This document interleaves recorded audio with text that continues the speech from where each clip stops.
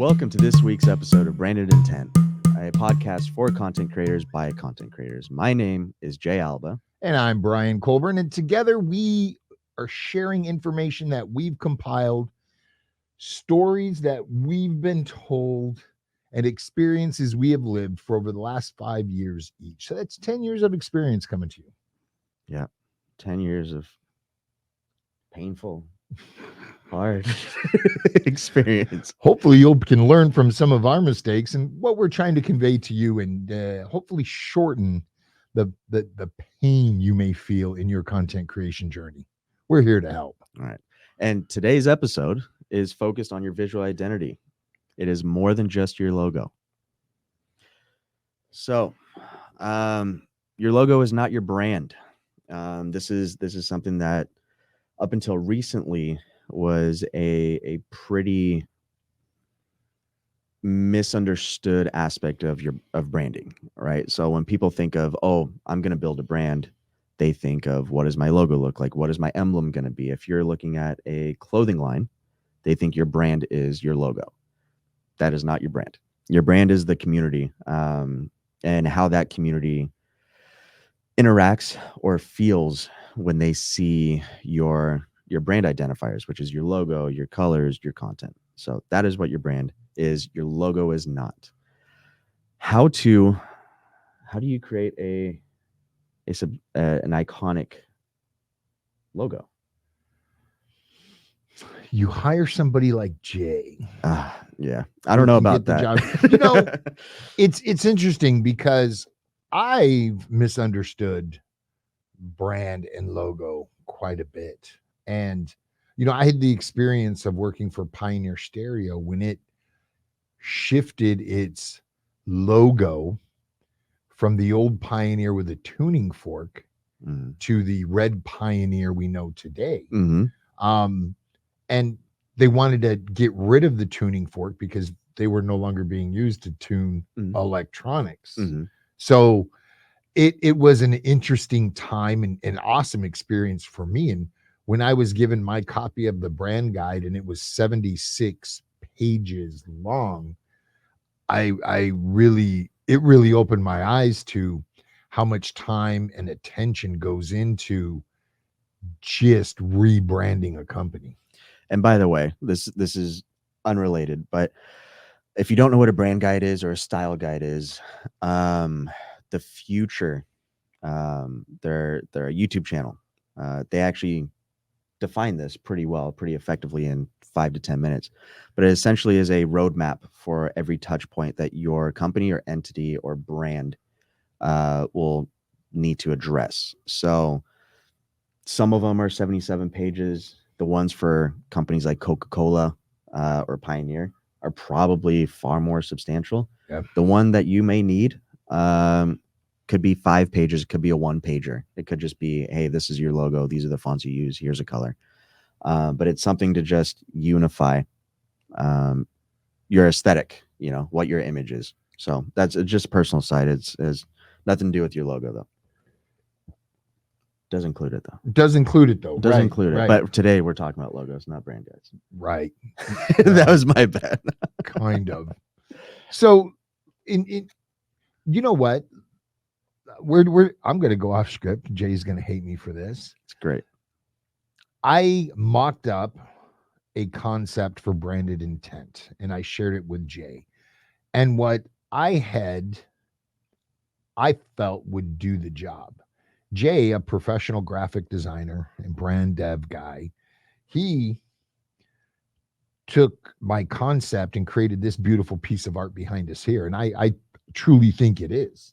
It's modern, it's unique, it's slick, it's still clean, in my opinion. I think you did a really good job with it. Well, thank you. The goal was, I don't remember what font you used for the last logo, but the goal was to create something that wasn't just one standard thing. Yeah. So I think there's 4 or 5 different fonts used in that one that I quartered and. But you still included the serif, which was kind of cool. Still included the serif. Yeah. But yeah, I mean that's what this podcast is about is how to brand yourself. And with this podcast being kind of monogamous for for various people, various walks of life. I wanted to create something that covered that, you know. So, challenge for all of you: go to Apple or wherever you're listening to this. If it's YouTube and you're watching this, let us know what you think about that beautiful logo in the comments below. We'd appreciate that. And by the way, I'm open to critiques. Wreck it. If you can critique it, you should be able to produce something better. We would love to use it. So, just going back to your logo is not your brand. It's an interesting concept to wrap your head around, especially your first time hearing that. So, I have a few examples here: Coca-Cola, Rolex, and Apple. Coca-Cola, soft drinks are their product, or at least they were originally. Now they're, I don't even know how many companies or products they own. They have a lot under their umbrella. But that's their product, right? So soft drinks are their product, but their brand is nostalgia. Proof of this: every Christmas, if you guys think of Coca-Cola, you guys think of Santa Claus or the polar bears. That is timeless. That's been going on for how many decades? I mean, before you were born. Time. Yeah. So their brand is nostalgia. They've been a part of the human experience for at least the better part of the last decade. So Rolex, timepieces are their product. Their brand is luxury and status. So, I mean, the parts to make that Rolex is probably very similar to what Swiss watches are made out of. I'm sure contextually it's a little different with Nixon and G-Shock. It's a different quality, different products, material. Mm-hmm. But I'm sure the systems and the steps and methods are pretty similar. And they all still tell time. They all still tell time. They do the same thing. Some of them tell you what the waves are doing. So some of them are a little bit more personal to what your body's doing, how your heart's doing. But Rolex, their brand isn't their product. Their brand is luxury and status. Apple, they kind of cornered the market on smartphones. They were the first ones to make smartphones. Their product is tech. Their brand is individuality. So, and I know for every other person that uses PC, Microsoft, whatever it is, Android, there's so many people that just red flags just went up. Yes, you can do far more customization on your devices, your Android devices, than you can on an Apple. But Apple creates products and apps that they're quality products. They do not break. They last forever. You don't have to replace them every couple of years. And they work specifically for that individual that's using it. And you can build it however you want it, however you need it. So to summarize all that, the Coke swooshing colors, if you guys were to take Coca-Cola, the words from Coca-Cola just kept the same colors, kept the same swoosh, you would know that it's Coca-Cola.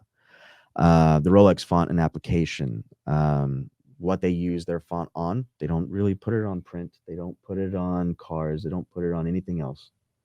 They put it on their timepieces. Right. They keep it simple. And Apple with the bite taken out of it are all identifiers for the brands, but they are not the brand itself. So rolling into the components of a visual identity, can be pretty complex.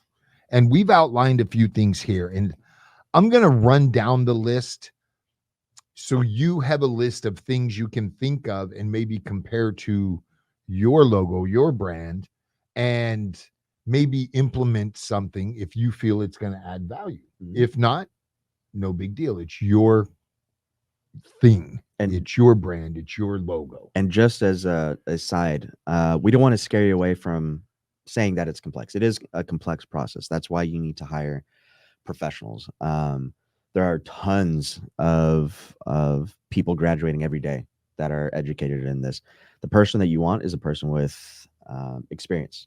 I'm not trying to, blacklist any college graduates. Everything I've learned has been self-taught or working with other clients for the better part of 10 years, 5 years professionally.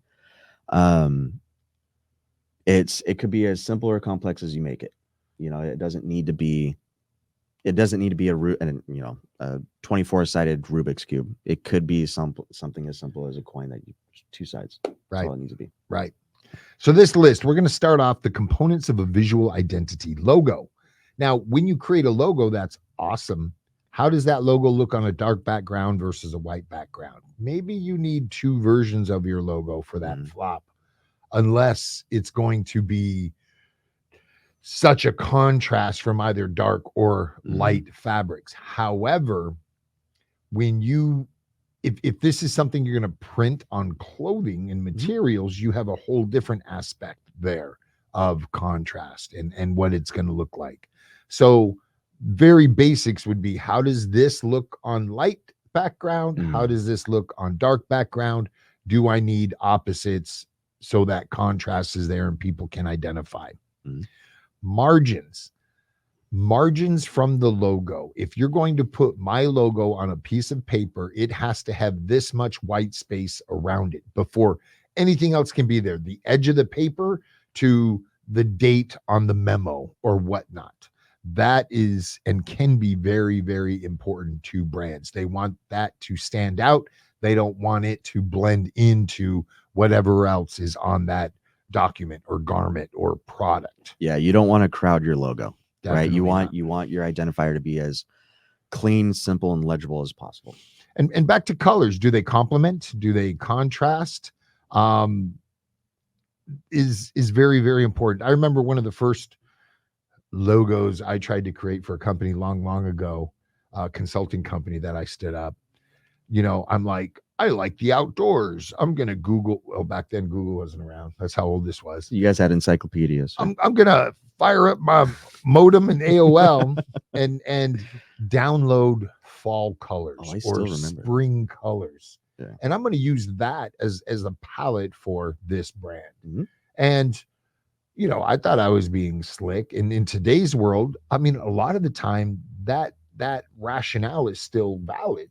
However, a lot more thought goes into it than this kid with an AOL dial-up modem. No, I mean, that's, like I said, it could be as simple or complex as you need it to be. I kind of have a hybrid way of that route and what a company like Blind out of Santa Monica would do, right? So I like to use Pinterest to create a mood board of all the photos that I think I like, that is in the direction, the color scape, the framing of what I want for brands, whether it's for myself or for clients. I will then pick colors from that entire mood board that keep repeating. And you end up backing into something that's right up your alley. I mean, obviously you want to work with someone who understands color science in depth, which is so freaking complex. It's not even funny, but that is one way of kind of doing a hybrid.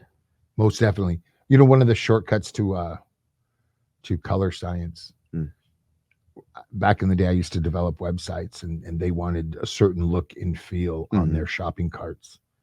And it was totally opposite of what Amazon was doing. And I would kind of remind them, you know, Amazon spent a lot of money on color theory and science into building their shopping experience. Why don't we just rinse and repeat that?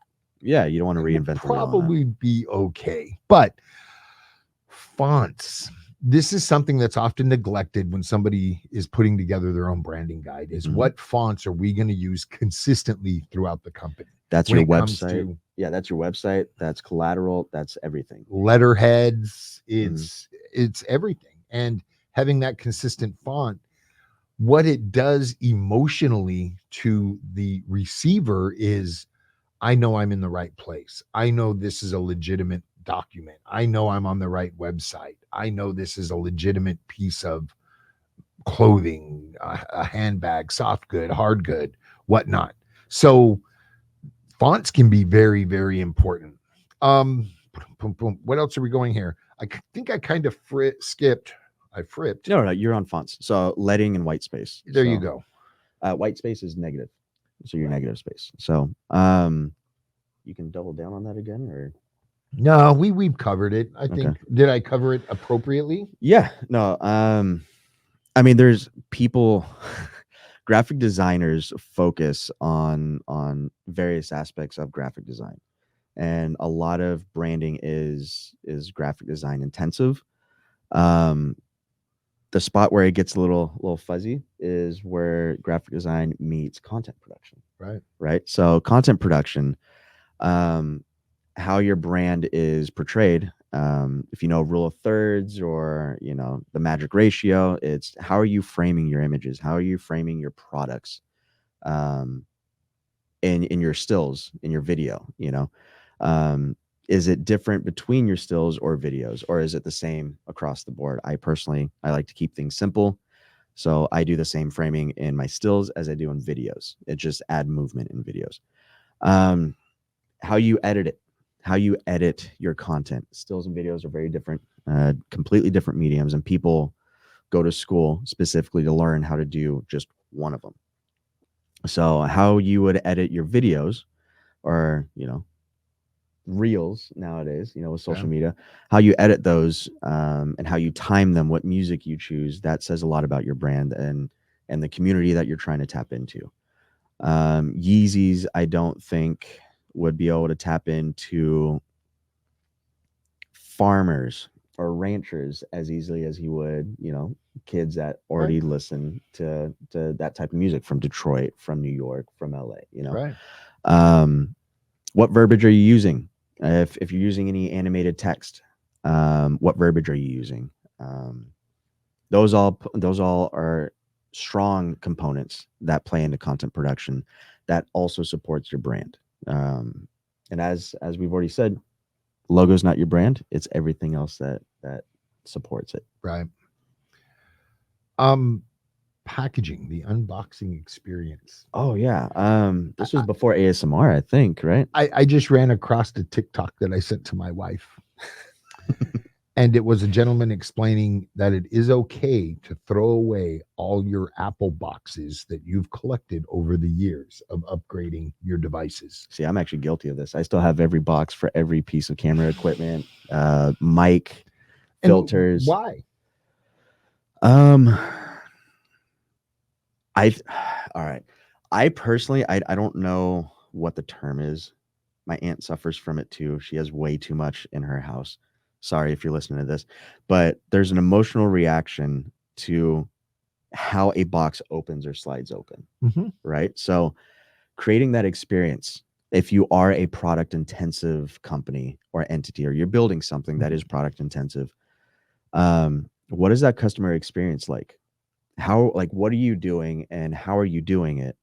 But what are you doing to increase the customer satisfaction and experience to the point where they will hold on to a piece of trash that they will not use for another 5 years that has your logo on it?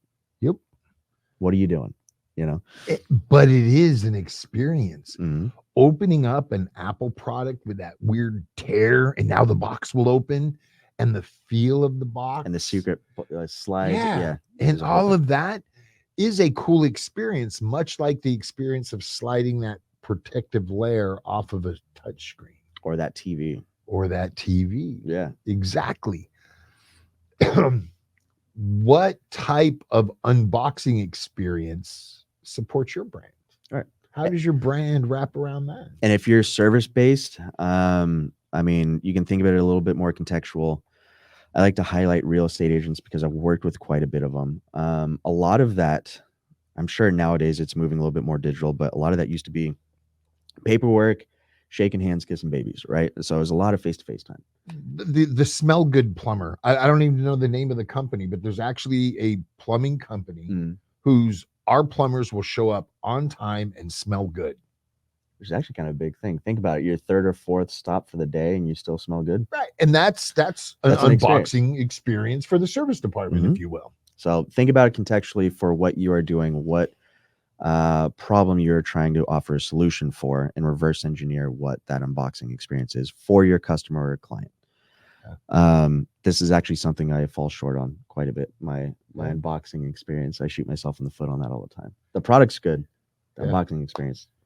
And you know what? We're all human. We're all learning and growing.